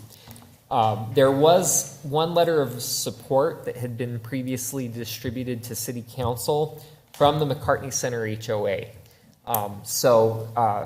That should have been provided to you, but otherwise, all of our notification efforts had been met. At its October 5th meeting, Planning Commission, at a recommendation of 6-0, I apologize for that typo, moved to forward a recommendation to council to approve an amendment to parcel B of the McCartney Center PAD, subject to the following conditions of record. The first deals with the right-of-way dedication, as I was discussing.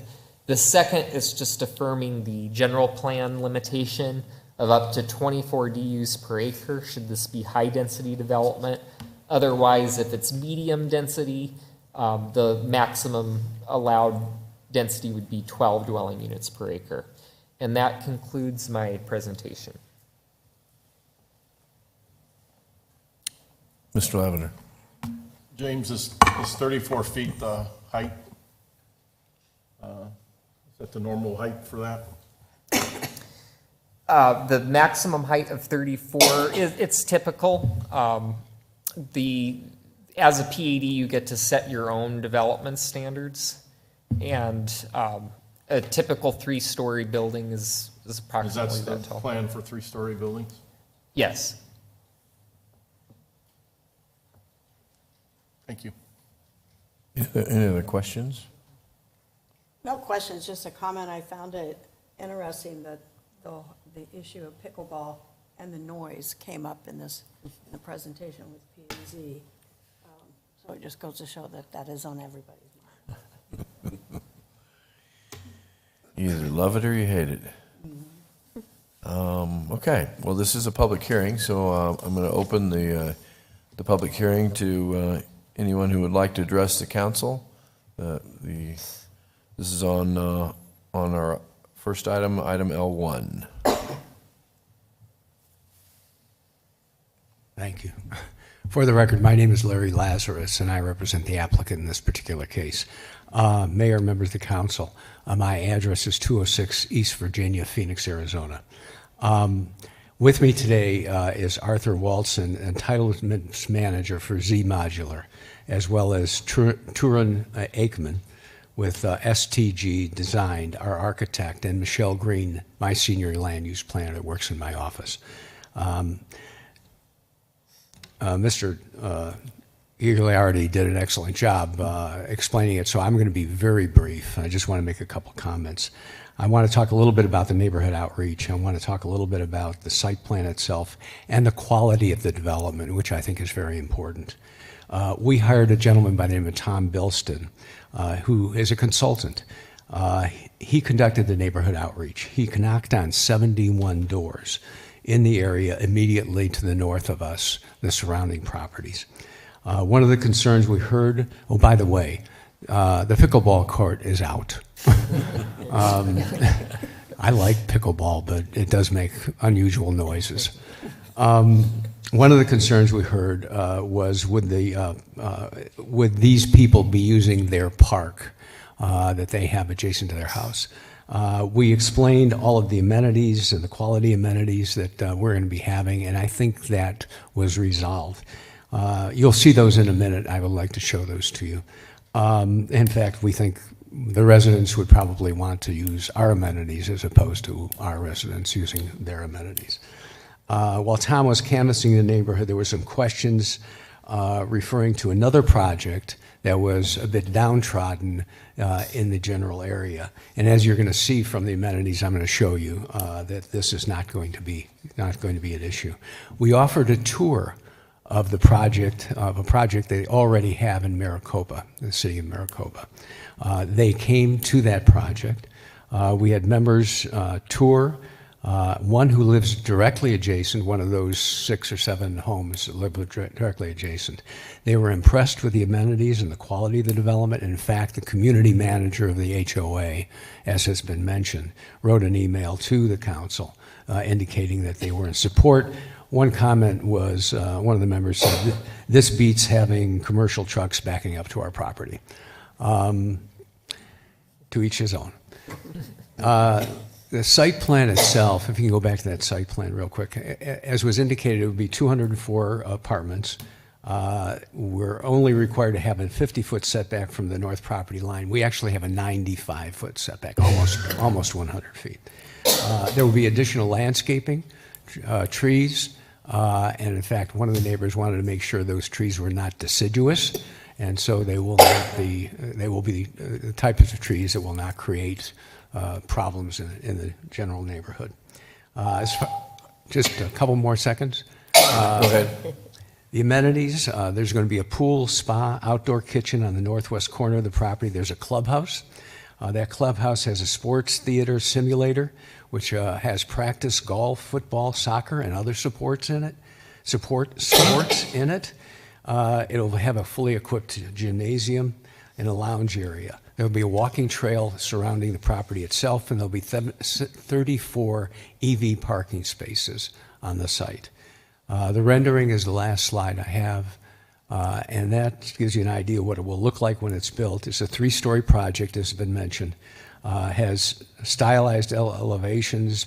The building materials themselves are quality, modern. They'll have a modern appeal. There'll be canopies, metal roof elements, wood simulated accents, and I've got a few other slides just showing you some of the swimming pool amenity. Go ahead, just whip through these. This is the clubhouse, gymnasium. Again, clubhouse. And the last couple are what the actual units will look like. Nice. And with that, if you have any questions of me or my team, I'd be more than happy to try to answer them. Questions or comments from anyone? Matt? Just a quick comment. I want to thank you guys for doing the outreach on your own, because most of the time when we get to this point, most of these things could have been taken care of ahead of time if you just talk to the neighbors, which you guys did, so. Thank you. It's A letter- important to A us. letter from the HOA is, I mean, that's. Yeah. big. We're going to be their neighbors. Thank you. So you're commended for that. Thank you. Thank you very much. Thank you. All right, the public hearing is still open. Is there anyone else here to address this issue, item L1? All right, seeing none, then I'll close the public hearing, and we will call for an ordinance number, please, Gloria. Ordinance number 1178.53.02. An ordinance of the council of the city of Casa Grande, Arizona, approving a major amendment to the McCartney Center PAD adopted for property generally located at the northeast corner of McCartney Road and Palomino Parkway, Casa Grande, Arizona, to change land uses on parcel B from commercial to multifamily residential. Mayor McFarland, I would move for approval of ordinance number 1178.531.02 as presented. Second. I have a motion and a second. Gloria, can I please get a roll call vote? Councilmember Edwards. Yes. Councilmember Huddleston. Yes. Councilmember McBride. Yes. Councilmember Fitzgibbons. Yes. Councilmember Herman. Yes. Mayor Pro Tem Lavender. Yes. Mayor McFarland. Yes. All right, next item is item L2. This is approval of ordinance number 1178.42. Hi, good evening. Jacqueline. This request is located at southwest corner of Cadota and Rodeo. It's currently zoned urban ranch, and the request is for plan area development for medium density residential. They are looking at doing a build-to-rent product here. The conceptual site plan has a proposed 190 residential dwelling units at approximately 10.26 dwelling units per acre. The staff report in the RCA covers all the requirements listed here in the PED review criteria. I'll be covering the 2 highlighted items. So looking at conformance to the city's zoning ordinance, PED is an allowable zoning district. The PED request has the following setbacks that is compatible with our PED residential design standards. I wanted to note on the west side as well as the south side of the development, they are looking at a 25-foot setback, 50 feet for 2-story dwelling units. However, the conceptual proposal, their 2-story are along the inside and not along the perimeter, so it's approximately 120 feet from the current residential development.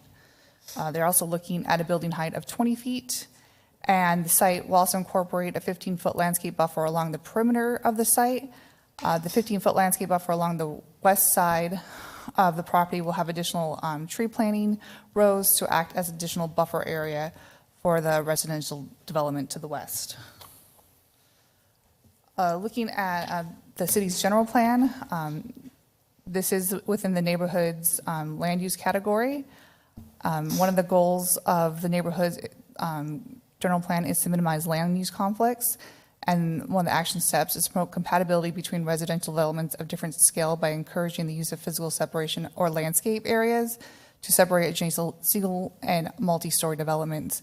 To the east of Cadota, there is a currently zoned and major site plan approval for a higher density development. So this medium density product will act as a buffer between the higher density to the north and east and the residential to the west. One of the other action steps is to increase the amount of medium density housing within the city and encourage the use of medium density residential development as traditional buffers between low density and high density residential developments. The site is also considered an infill site, and medium density development within the city will act as that transitional buffer area. Here are some proposed conceptual elevations of the product. And looking at public notification efforts, this project was initially proposed last spring of 22. Based on our applications and review that were sent out to property owners in March of last year, we advised that they schedule a neighborhood meeting. I did also receive a petition regarding this project in May of 22 with 49 signatures. The owners did put the project on hold until this summer with a new applicant, and prior to resubmitting, a neighborhood meeting was held in July. However, one community member attended that meeting. I did receive notice from other neighbors that they were unable to attend, and I received emails that were attached to the RCA as well as the staff report. Their concerns were related to traffic on Rodeo as well as opposing the rezoning in general. Per staff's analysis of the petition, it did not meet the 20% threshold and does not require a supermajority vote by council. And also at Planning Commission, only one comment was received regarding drainage on the site and in the area, which will be addressed at the time of major site plan. So with that, at the October Planning and Zoning Commission meeting, the commission voted 6-0 to forward a recommendation of approval of zone change requests from Urban Ranch to PAD medium density with our typical right-of-way condition of record. Happy to answer any questions you may have. Okay. Matt? What about Rodeo Road? Are they gonna, where pork chops down right there? Yeah, so they will do the additional right-of-way and street improvements there. Later. Why can't we just go all the way? Larry? Why can't we finish Rodeo Road? And bill them back. Thanks, Larry. Matt, you have to have a conversation with Mr. Raines. I know. So it would Okay. just be, That doesn't have anything to do with this. So. All right, any other questions? All right, well, this is in Matt in my neighborhood, so, and some other folks' neighborhoods too. I think it's a good use of the land, so. I do have one question, maybe the developers here. The road on the backside, the very southern side, we're gonna ask for that right away, right? Santa Cruz, I think it is? correct. I believe, what did we? Yeah. It's the southern end, Santa Cruz there. So, Mr. Mayor, on the Santa Cruz, you're right, that it is a road. We are asking for dedication of the right-of-way. We are not asking this developer to make any roadway improvements for that because they're not putting any traffic on it. There's no entrances. Okay. Which actually will, if the road's to be improved in the future, it's going to have to be a city project to improve it. But the right-of-way, we are getting the right-of-way dedicated. Okay. All right, thank you, Paul. All right, well, this is a public hearing, so I'm going to open the public hearing. Is there anyone here that would like to address the council on this item L2? Please step forward. Give us your name. Try and keep your comments to 3 minutes. Say that again. Try and keep your comments to 3 minutes. I will. Thank you. Mayor, that wasn't for That you. was quick. Mayor and council members, Matt Werner, property owner and developer with my partner, Mr. Knapp Lawrence. We're excited to bring this project forward. We think it represents a Class A project for the community. A couple things to highlight that Jacqueline did on the presentation. We see ourselves as a buffer from the Indus multi-story, higher density, multifamily project that is across Cadota from us and the planned commercial on the thing. We are a mix of 2-bedroom and 3-bedroom and 1-bedroom apartments. A good portion of 3 bedrooms, there's going to be garages, and we really think that we fit that kind of middle housing element that's needed with where we're targeting. It's going to be amenitized, and I'll be happy to answer any other questions you have. Thank you. Thank you. Anyone else? All right, seeing no one else, then I'll call for an ordinance number, please, Gloria. Ordinance number 1178.442, an ordinance of the council of the city of Casa Grande, Arizona, amending zoning ordinance 1178 and its subsequent amendments by changing the zoning from urban ranch to planned area development on property located on the southwest corner of Cadota Avenue and Rodeo Road, Casa Grande, Arizona. Mayor McFarland, I move approval of ordinance number 1178.442 as presented. Second? All right, I have a motion and a second. Gloria, can I please get a roll call vote? Councilmember Edwards. Yes. Councilmember Huddleston. Yes. Councilmember McBride. Yes. Councilmember Fitzgibbons. Yes. Councilmember Herman. Yes. Mayor Pro Tem Lavender. Yes. Mayor McFarland. Yes. All right, next item is L3. This is ordinance to approve ordinance number 1178.443. Right, this request is located on Treacle, just north of Bisnaga Street, and it is a zone change request from Urban Ranch to R2, and this is necessary to accommodate a 15-lot replat. The original plat was created in 1964, I believe, and so they're looking to reconfigure the lots and vacate right-of-way to make it a more usable subdivision. The preliminary plat was heard along with this zone change at the October Planning Commission meeting, and will come to you pending approval of the zone change at a later date for the final plat. I did want to note that this was created obviously prior to the Certificate of Assured Water Supply Act, and ADWR has indicated that since the lots have not changed, that it will still be able to be created. So with looking at the zone change review criteria, the first one is that it's consistent with the city's general plan, including the goals, policies, and applicable elements. One of the housing goals is to promote the construction of new residential dwellings on vacant infill lots. And one of the guiding principles for land use plan is to increase the range of housing choices and products available to all members of the community. The proposed zone change request meets the request by providing the development of infill site for new single-family homes or potentially duplexes. The second one is a rezoning conforms to the general plan if it proposes land use densities or intensities with the range identified uses of the general plan. And the request to R2 is appropriate for the community corridor land use category. And that the proposed zone change is necessary and proper at this time to meet the land use needs of the residents of the city. Again, this is an infill site, and the zone change to R2 will allow the site to be developed for infill single-family residential development. Regarding notification efforts, staff and the applicant met all the requirements, and I did not receive any comments or inquiries to date. So at the October Planning Commission meeting, the Planning Commission voted 6-0 to forward a recommendation of approval to City Council with the following conditions of approval. I'm happy to answer any questions the City Council may have. Questions? Bob? At what point is drainage examined and considered for this area? And I'll go ahead and state the reason for my question. I know this area has a history of flooding. I went out there today, and there's still a small berm just to the north of along the alleyway of the Of housing existing homes. development that's there right now.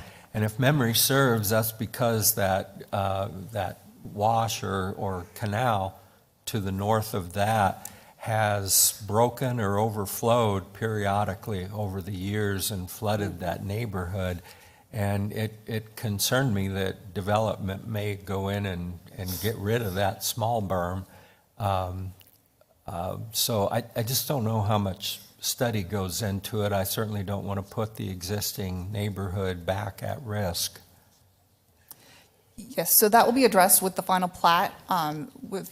During the final plat process, they will be looking at doing the Clomar-Lomar with FEMA to get the lots above the 100-year floodplain. And per our guidelines, they cannot make the flooding worse on other property. So that will be addressed as part of the final plat. Okay. All right.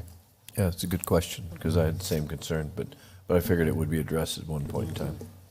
Anybody else have any other questions? Okay. Seeing none, then this is a public hearing, so I'm going to open the public hearing for item L3. If there is anyone here who would like to address the council. Good evening, Mayor McFarland, council members. My name is Tim Hansen with Hansen Engineering, 115 South Main Street in Coolidge, Arizona. Thank you for hearing this tonight. I don't have much to add. The staff report was pretty thorough, but I would like to thank Director Tice and Ms. Sarnowski for all their help and valuable input as we work together through this. And we humbly ask that you approve the zoning request as presented tonight. All right. That's all. Thank you. Thank you. Is there anyone else here who'd like to address this item?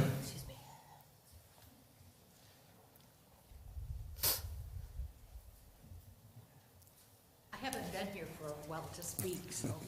Gloria Johnson Story, 1245 East Laurel Drive, Casa Grande, Arizona, 85122. As a homeowner on Rodeo Road, that whole area is of concern, and I did speak with the developers and Mr. Griffiths at the last planning and zoning meeting, and I was excited, and I said, this is the kind of development I want to see. However, living on Rodeo Road years ago, it was totally flooded. So my concern was the flooding coming back, because it is a floodplain. But I was assured, as Jacqueline said, they were going to address how they were going to do this at the time that it was submitted. But to me, it's a great idea. It's a great place to develop, and I can't say enough good about it. Thank you. Thank you. Thanks, Gloria. Thank you. All right, anyone else? Okay, seeing none, I'm going to close the public hearing, and we'll call for an ordinance number, please, Gloria. Ordinance number 1178.443, an ordinance of the council of the city of Casa Grande, Arizona, amending zoning ordinance 1178 and its subsequent amendments by changing the zoning from urban ranch to multifamily residential on property generally located on Treco Road, approximately 200 feet north of Bisnaga Street, Casa Grande, Arizona. Mayor McFarland, I move to approve ordinance number 1178.443 as presented. Second. All right, I have a motion and a second. Gloria, can I please get a roll call vote? Councilmember Edwards. Yes. Councilmember Huddleston. Yes. Councilmember McBride. Yes. Councilmember Fitzgibbons. Yes. Councilmember Herman. Yes. Mayor Pro Tem Lavender. Yes. Mayor McFarland. Yes. All right, next item then is item N, which is our reports. And Anthony, I'm going to start with you. No reports. No reports. All right. Yeah. Donna? Wow, just something real quick. Hats off to the chamber. They had a great event for the Greatest of Grande. Congratulations to Mr. Lavender, who represented us so well. Attended the Leadership Academy graduation. Scott and Heather and all of them did a great job. It was nice to see so many people there and interested in taking a more active approach to our community. And then just a reminder, it's the season, bell ringing is now going to be taking place, Salvation Army, so they need volunteers, so please go out and help ring some bells for Salvation Army. And while you guys are all shopping on Black Friday, I will be ringing the bell at Fry's on Pinal, so please come out and help me out. So that's it. Matt? Thank you, Mayor. Just had to say happy Thanksgiving to everyone. Have a good, safe holiday. And congratulations to our number one greatest of the Grande Council member, Jeff Lavender. Seems like the strong, silent type. That's a Mr. Powell tap, by the way. Thank you. Mr. Lavender. Well, thank you. Couple items. Congratulations to the Pride of Casa Grande. Our Casa Grande Union won the state band championship this year. We're real proud of the team for that. And I wanted to highlight one of the new activities we have this year at Casa Grande Union is a skeet and trap shooting team. And our skeet team has already won the state championship, and our trap team was state runners-up. And on Saturday, we did a demonstration with them, and I had a competition against their top shooter, Alexis Fernan, who's one of the top shooters in the country, and I hit 6 of the 25 targets, and she hit 24 of the 25. So the bet was that if I lost, I had to give her my job for a day, so on Monday I will be unemployed and she will be the superintendent. Very impressive. And also, another new sport we had this year was girls flag football. Kayla Tacker, who's a freshman, was our regional player of the year. Nisi Armstrong, who's also a freshman, was the defensive player of the year. And Kevin White was the coach of the year. So we're real proud of all that. We'll be recognizing them. Congratulations. Lisa? You know, I'm going to go back to, Jeff, I was at the marching band competition, and I am just so proud. And the reason is I had 3 daughters that went through that program. I was a band booster for 8 straight years. So I have seen the work that this band puts in. And I just had to be there. When I've seen Hebda a couple times, and I just wanted to make sure I was there. And so, it's just such a big deal. It's their first championship, and I was just so glad to be there because I just know how hard. And Mr. Hebda and his staff, and what's so great about Hebda and a lot of these sports, like Kevin White coming back and coaching, he has a staff, a group of people that work with him. And a couple of them are students that went through the program. They were in the band with my kids that, help him with, put together the show, manage, and, they live in the Phoenix area. They're professionals and have full-time jobs and do that on the side. So I'm just so happy to see him. It's so well-deserved, and just so happy to be there to experience it. They did a fantastic job. So congratulations. As you can see, I'm very passionate. I'm a band mom through and through. But, so the flower planting with the city attorney's office, that was so nice. And Jeff, having all the students there and you speaking and our other superintendent and Tisa Ellsworth did a great job with the kids. So very, very nice. And the flowers look great outside. The Leadership Academy, again, great event. It was so nice talking to some of these participants. The ones that I talked to are new to Casa Grande.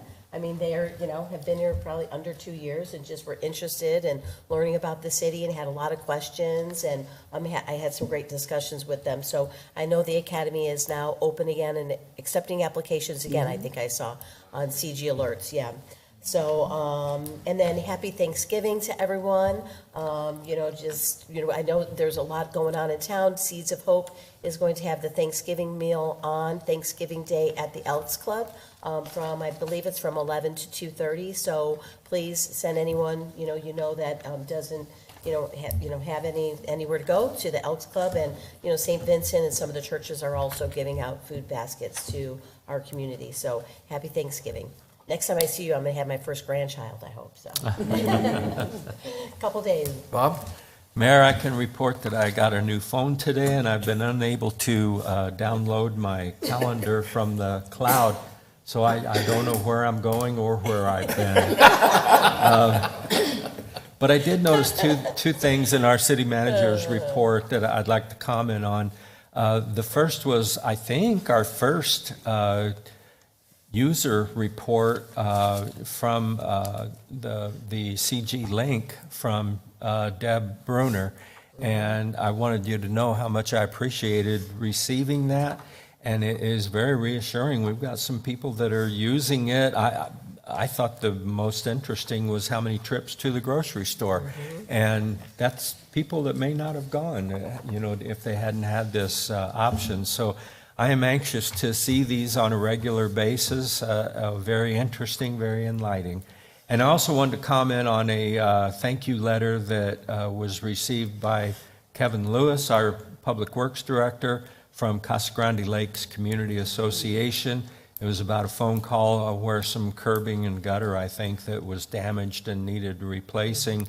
And they named Ricardo Carranzo, Oscar Orduno, Ryan Perita, and Jose Montijo as being city employees with interest, kindness, and general interest in their work and performing that repair. So congratulations to those guys. It was a letter that was very well received and appreciated.